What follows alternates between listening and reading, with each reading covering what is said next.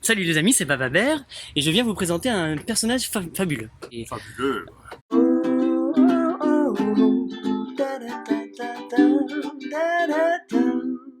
Je m'appelle Jean-Pierre, Jean-Pierre Fouret.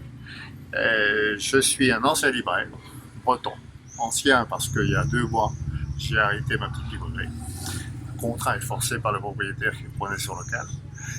Et puis j'ai eu un projet fou, enfin c'est ma fille qui le dit, c'est d'aller sur les routes de France avec ce camion équipé pour effectivement aller partager la passion des livres que j'ai. Et puis comme j'écris aussi des livres, que je suis un petit peu éditeur tout petit, eh bien je vais de village en village. Alors je cherche les petits villages, les endroits où il n'y a pas de librairie, où on n'a plus l'habitude de lire. Et eh bien je rencontre des gens extraordinaires. Et puis comme effectivement je ne suis pas une démarche commerciale parce que j'ai une chance extraordinaire, je suis en retraite. Ouais. Donc j'ai une retraite, donc j'ai les moyens de vivre en dehors de ça. Eh bien je suis seulement dans le bonheur de partager. Et super. Ça, c'est extraordinaire. Combien de temps maintenant que tu fais ça? Alors ça va faire la 7e semaine. Donc, c'est tout nouveau alors, ouais. Oh génial. Récent. Je suis parti pour 4 mois.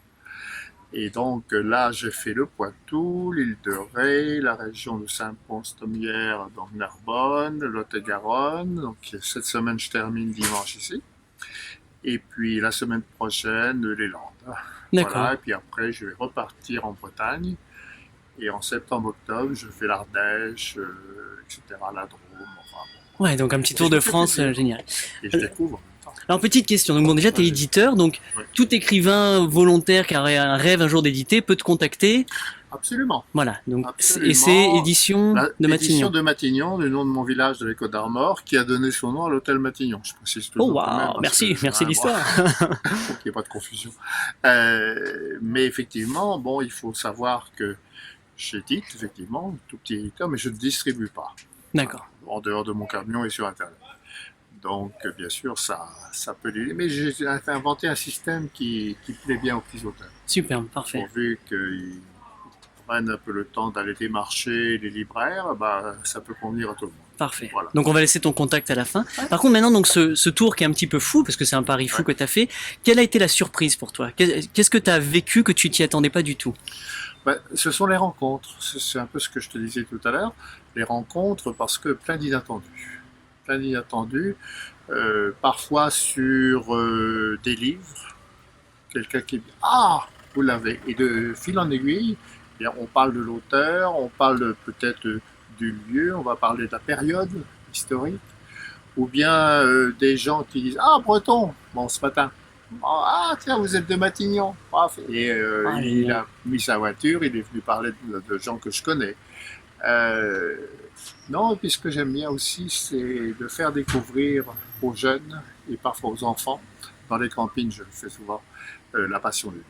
Cool, ouais. Hier, par exemple, extra, je vends un livre que j'ai écrit, un petit conte fantastique. Et puis, en fait, la maman vient me voir l'après-midi et me dit « Vous savez, vous avez fait un bonheur terrible, 9 ans. » Et pourquoi? Je dis, parce que votre livre, il en sort plus. Et il est dyslexique. Il a un problème avec la lecture, il ne voyait pas les livres, il ne voyait plus les mots. Et avec votre livre, je suis en train de te faire un truc, bon, je ne suis pas un grand auteur, hein, c'est pas le sujet. Non, c'est simplement que là, il a trouvé un livre qui lui plaisait. Quelle joie, bien sûr. Absolue, super. Absolue. Et puis il y a plein d'exemples comme ça. Alors je relate un peu ça sur mon journal, sur Facebook, édition de Matignon. Et effectivement, donc j'essaie de faire partager le goût de la lecture. Ouais. Est-ce que tu peux dire au final que ça te remplit de joie, d'amour, de bonheur, de toute cette expérience humaine? Je ne sais pas si tu n'as peut-être pas eu le temps de voir, mais tu vas voir sur le camion, j'ai repris la chanson de Moustaki. J'ai vu juste la citation. Ça s'appelle Déclaration, qui est une belle chanson et qui parle du bonheur permanent. Voilà. Ah, super. Je déclare l'état du bonheur permanent et moi, c'est ce que j'essaye de rejoindre. Mais bon, je ne sais pas si j'y arrive. Merci. Mais tu sais, quand ma fille me dit, au départ, elle me dit ton projet est fou, papa, à 74 ans. Je dis peut-être. Mais je dis, même si, effectivement, comme Molière, il m'arrive un accident pendant, j'espère pas, pendant ce séjour, avoir une fin comme Molière sur les planches, ce sera Bravo, extraordinaire. magnifique. Ce sera Ouais. vraiment le bonheur absolu. Super. Alors maintenant, donc dans les entrepreneurs éveillés avec qui je collabore, il y a tout âge. Ouais. Donc de 20 ans à 50 ans. Ouais. Et il y a beaucoup d'incertitudes, de peur, tu sais, de se lancer dans un projet qui peut sembler fou pour certaines personnes. Qu'est-ce que tu pourrais leur, comment est-ce que tu pourrais nous aiguiller ou... Écoute, moi, je crois que d'abord, il faut une motivation, bien sûr, et qui est proche de la passion. Il faut être passionné. Il faut être passionné pour ce que l'on fait, tout simplement. Ça peut être n'importe quoi. Et partant de là, il n'y a plus de projet fou. La folie, c'est quoi? C'est les règles qui nous sont imposées par la société d'aujourd'hui, qui elle est folle, qui elle est complètement folle. Mais les règles, tu les formes toi-même, tu les crées toi-même, c'est pourvu bien sûr de ne pas rester un peu quand même dans les clous, sinon on te rattrape. Mais pourvu que tu restes un peu dans les clous, après, effectivement, tu vas créer. Et je disais à ma petite fille, quand je lui ai posé la question il y a quelque temps, qu'est-ce que tu veux faire? Parce qu'elle était au moment où elle ne savait pas. Et en fait, tout ce qu'elle me disait, à chaque fois, il y avait la création. Je dis, ne cherche plus, chérie. Tu restes sur cette idée. Tu ne vas pas plus loin. Parce que tout ce que tu as listé, c'est de la création. Et quand on crée quelque chose, c'est le bonheur. Oui. Moi, quand je sors un livre, c'est un petit livre qui sort de chez l'imprimeur, tu verras le bonheur que j'ai. Le stress, mais le bonheur. C'est excitant tout ça, hein, c'est beau. Ouais, et c'est ça ce que vous faites. C'est créer. Ouais. Et créer, tu partages. Bon, tu as des échecs, mais tu rebondis. Bon, donc non, moi, j'ai pas de conseils techniques à donner. Simplement de vivre sa passion pleinement. Voilà, super. C'est tout. Merci. Parfait. Merci pour ces briefs de sagesse. On mettra toutes les infos et on peut te rejoindre. Merci pour cette aventure et cette inspiration. Toi, hein. Merci. Ciao. Vas-y. Oui.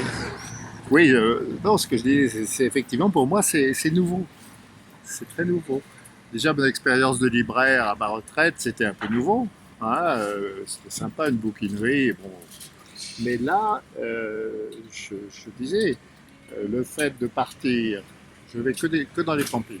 Donc, écologe, toujours très, parce que je suis une sensibilité écologique très, très marquée. Et puis, en même temps, les marchés. La place du peuple, bien sûr. Attends, quand tu arrives ce matin à 6 heures, je suis arrivé, levé à 5 heures moins le quart. Hein, je n'étais pas habitué à ça. Tu arrives à 6 heures, tu tombes sur un placier gentil, attention, hein, mais qui bien souvent est l'autorité en place. Il va te dire là, c'est moi qui décide. Bon, le rapport avec les commerçants, c'est génial. Sympa, mais il y en a qui te tirent la gueule, tu sais. Tu viens d'où, toi? Ah, t'es breton. Alors, en général, ça passe. heureusement. T'es breton, ça va. Bon. Et puis alors après, effectivement, bon, c'est une nouvelle vie. C'est une nouvelle vie. Parce que tu étais député, c'est ça justement. Tu étais député avant, tu avais une autre vie. Hein. J'ai été donc ingénieur, j'étais ingénieur de formation. Et puis j'ai été parlementaire de Marne-la-Vallée pendant 3 mandats, pendant 15 ans. J'ai été vice-président de l'Assemblée aussi.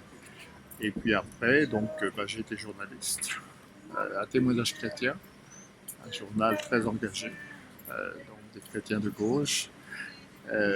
Maintenant, je suis un laïc à la Jaurès. Laïc comme Jaurès, mais en même temps très en recherche de spiritualité.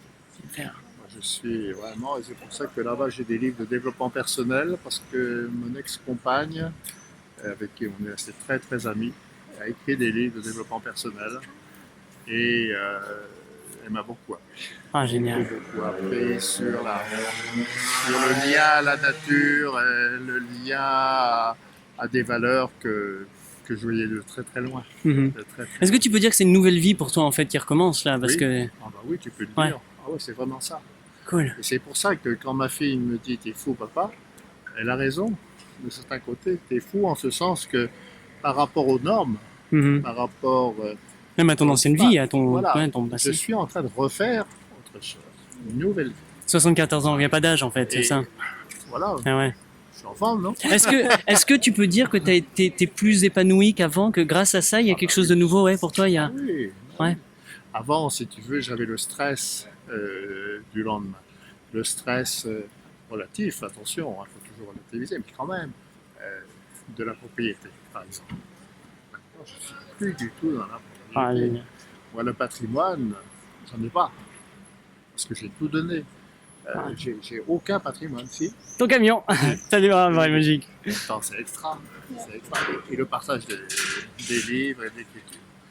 Et ça, c'est fort. Bravo. Merci, bravo, merci d'inspirer. Super.